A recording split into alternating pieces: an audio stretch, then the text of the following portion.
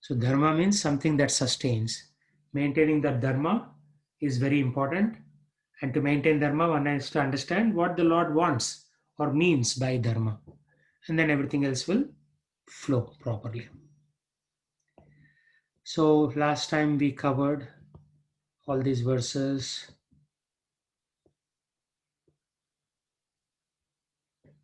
So let's do from 19 onwards. Tasmadasaktah satatam तस्मादासक्तता सततम् karyam karma samacharam कार्यं कर्म समाचर asakto hi acharan karma आसक्तो हि आचरन् कर्म param apnoti purushah. परम् आप्नोति पुरुषः. Therefore, without being attached to fruits of activities, one should act as a matter of duty. For by working without attachment, one attains the supreme.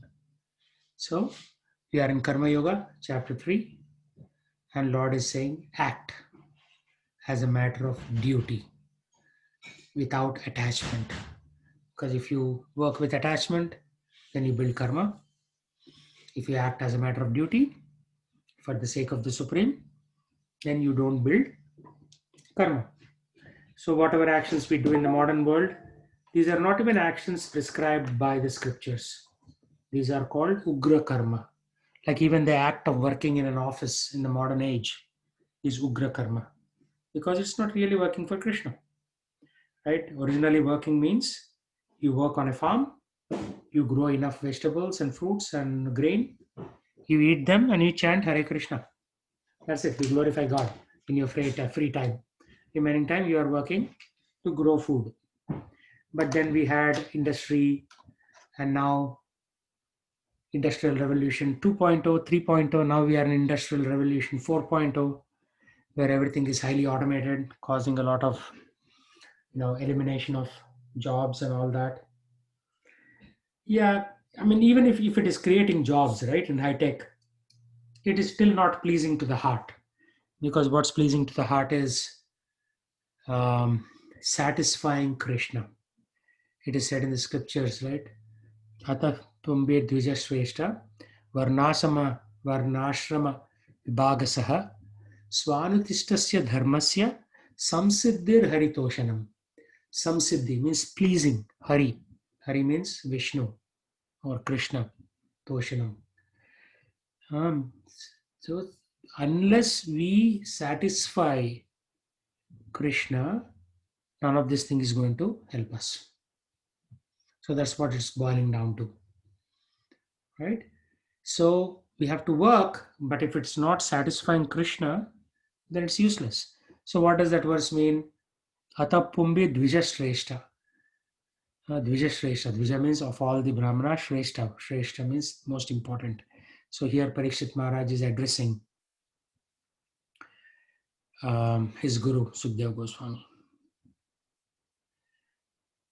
So Varnashrama Vibhagasaha. Varna and Ashrama means this Brahmana, Kshatriya, Vaishya, Sudra, and the Brahmacharya, Grihastha, Vanaprastha, and Sannyasa.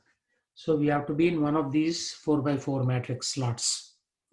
Right now we are outside of this system because we are not serving Krishna. We are serving somebody else for just earning our livelihood. So it is said to Haritoshanam, to please Hari. What you need to do? You need to follow Varnashrama. Means find our propensity. Am I Brahmanical? Am I Kshatriya? Do I like fighting? Am I Vaishya? Do I like to take care of cows and do agriculture? Or am I Shudra, doing manual labor? So you have to find what our slot is and suitably apply ourselves. So the Supreme is the personality of Godhead for devotees and liberation for the impersonalist. So even impersonalists get out of this cycle of mental birth and death, but they only go to impersonal liberation. Means there is no personal touch. There is no love with God. It is just that, yes, I understood that the spirit soul is different from matter. So, and I act on that platform, so you are impersonally liberated. But since you are not serving the Supreme Lord, there's nothing else going on.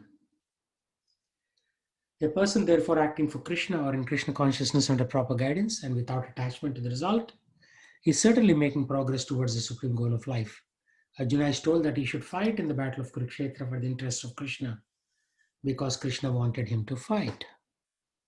To be a good man or a non-violent man is a personal attachment. So Arjuna was saying, I want to be non-violent, but that's a personal attachment. But to act on behalf of Krishna, even if it is violence, is still better because he's not thinking of result. He's thinking of Krishna. That is the perfect action of highest degree recommended by Supreme Personality of Godhead Krishna. Vedic rituals like prescribed sacrifices are performed for purification of impious activities that were performed in the field of sense gratification. But action in Krishna consciousness is transcendental. Transcendental means above. It transcends, crosses over to the reactions of good or evil work. A Krishna conscious person has no attachment for the results, but acts on behalf of Krishna alone. He engages in all kinds of activities, but is completely non-attached. Means we are doing all kinds of activities. We should. You cannot maintain your body without action. You still have to act. But don't act in Ugra Karma. Ugra Karma means like more industrial type of activities. That is Ugra Karma. So, but even while acting, we should not have attachment for the result. But we are very attached. So what do? We just keep working on it. At some point in our life, we may gradually, withdraw ourselves from that attachment and come to the attachment to Lord Krishna. So, any commentary, any questions on this?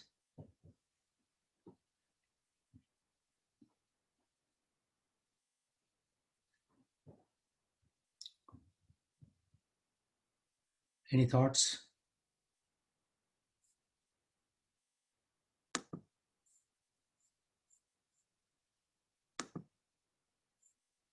Next one.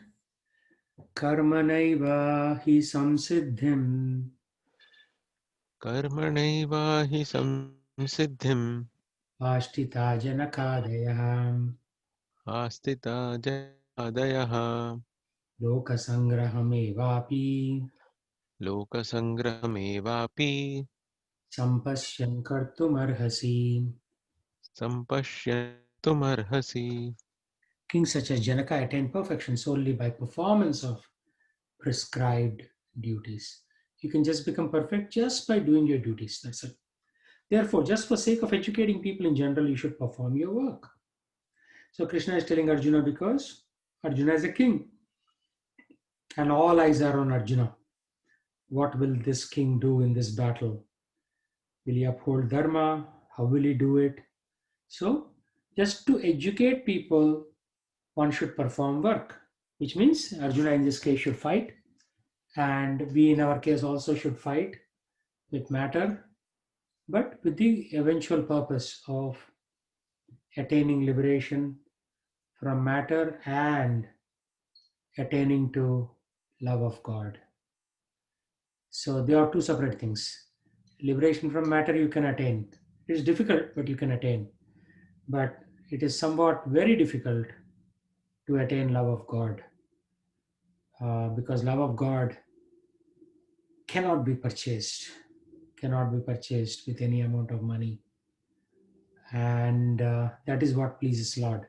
Lord is not pleased by simple mundane activity of day to day doing certain things. He is pleased by actually loving Him. Because if you love Him, you'll do all those things anyways, right? If you love Lord, then you will naturally be inclined to do activities for the Lord. That's natural. Yeah. Okay, Chandra, read the purport.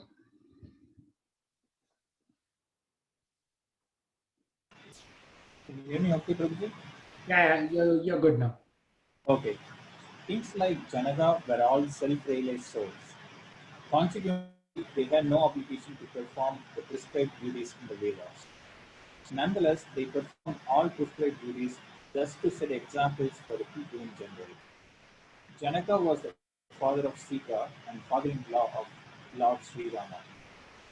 Being a great devotee of the Lord, he was transcendently situated, but because he was a king of Mithila, a subdivision of Bihar province in India, he had to teach his subjects how to perform prescribed duties.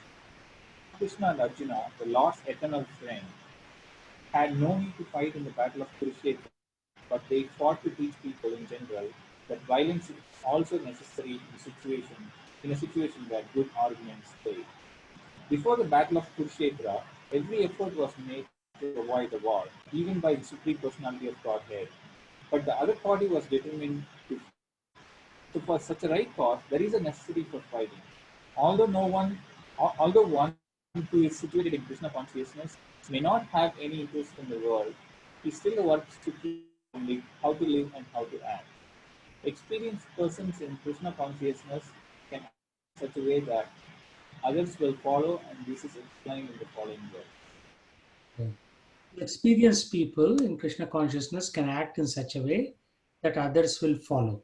So, because people need examples, right?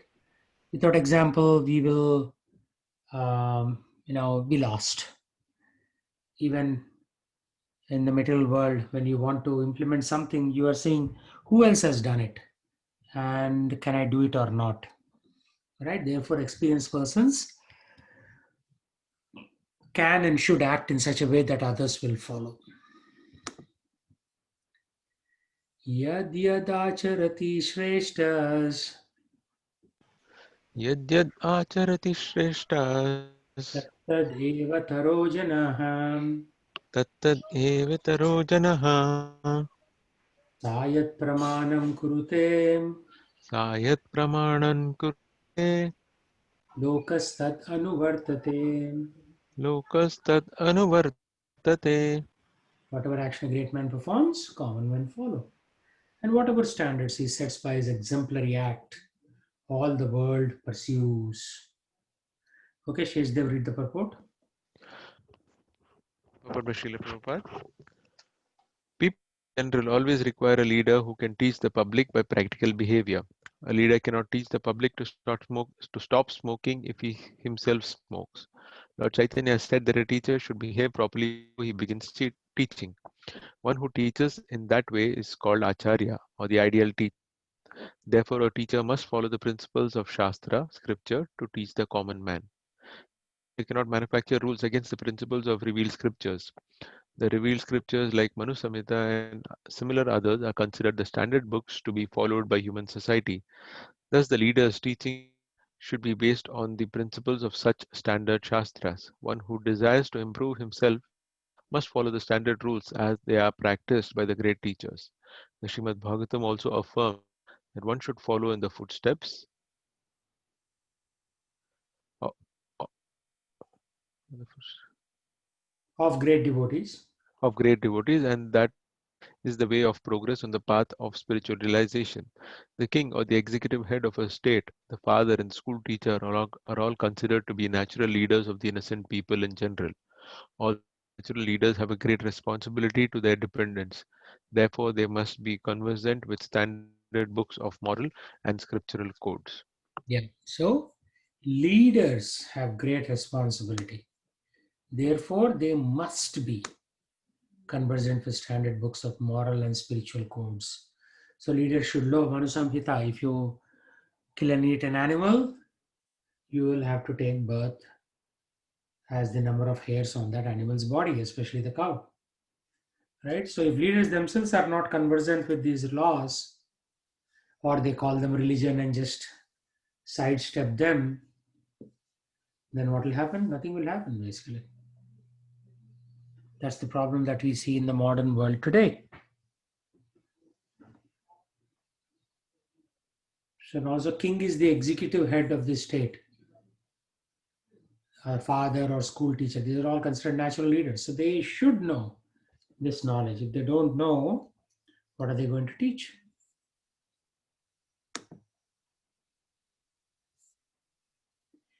नामे पार्थस्ति कर्तव्यम न पार्थास्ति कर्तव्यम् त्रिषु लोकेषु किंचन त्रिषु लोकेषु किञ्चन नानवाप्तम् अवाप्तव्यम् नानवाप्तम् अवाप्तव्यम् वर्त एव च कर्मणि. वर्त एव च कर्मणि. Is your daughter also with you, Sheshdev? Yes, Prabhuji. Good, good. I thought I heard something from the back. Oh, son of Prita, there is no work prescribed for me. I mean, what work does God have, right? It doesn't have anything to do within all of the three planetary systems. Nor am I in want of anything, nor have I a need to obtain anything. And yet I am engaged in prescribed duties. Okay, Sheshdev, continue reading.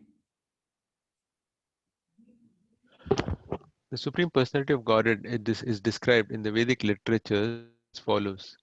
Tam Ishwaranam Paramam Maheshwaram Tam Devatanam Paramam Cha Devatam Patim Patitanam Patim Patinam Paramam Parastad Vidama Devam Bhuvanesham Idya Natasya Karyam Karanam Cha Vidyate Natsamas Chabhyadikascha Drishyate Parasya विविधैव श्रूयते स्वाभाविकी ज्ञान bala cha.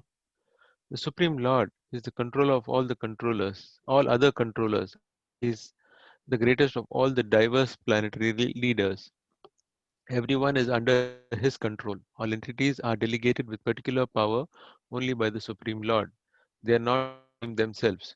He is also worshipable by all demigods and is the supreme director of all directors. Therefore, he is transcendental to all kinds of material leaders and controllers and is worshipable by all. There is no one greater than him, and he is the supreme cause of all causes. He does not possess a bodily form like that of an ordinary living entity. There is no difference between his body and his soul. He is absolute. All his senses are transcendental. Any one of his senses can perform the action of any other sense.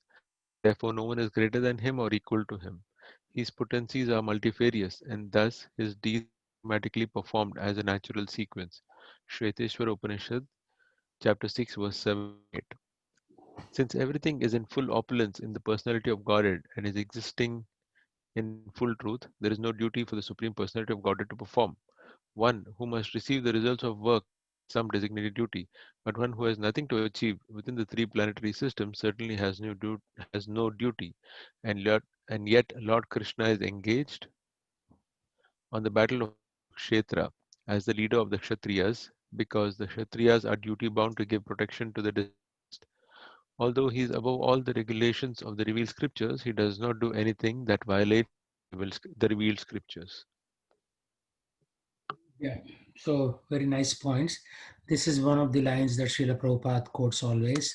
Parasya Shaktir Vividhaiva Sruyate. So what does it mean? No one is greater than or equal to him. His potencies, Parasya Shaktir, are multifarious. Vividhaiva means they're very, very different. And thus his deeds are automatically performed as a natural sequence, which means that his energies do the job one after the other. Universe gets created, certain souls are put into the universe, one after the other, tuck, tuck, tuck. The whole sequence unfolds. So we have to understand Krishna's position as such. Although he has no duty, he is engaged on the battlefield of Kurukshetra, right? Because Kshatriyas are duty bound to give protection to the distressed. Nowadays, Kshatriyas are themselves giving the distress to the people, right? Instead of giving protection against distress, they themselves are instigating distress. So obviously the whole world is always in trouble and lack of concentration, always worried what's going to happen. Right now, like there's so many worries, right? Who will win the election? What will happen to coronavirus? Will the job situation improve? There's that, some worry or the other. Right? Even tech companies have started laying off now. Previously, it was only like restaurants and gas stations and, you know, cruise, which was directly affected by Corona. Now, even tech companies have started laying off. So, this is what it is. So, he does not do anything that violates the revealed scriptures. So, Krishna doesn't do anything that's in violation of what he already said. He will always follow his own teachings. Okay. Any thoughts and questions on this one?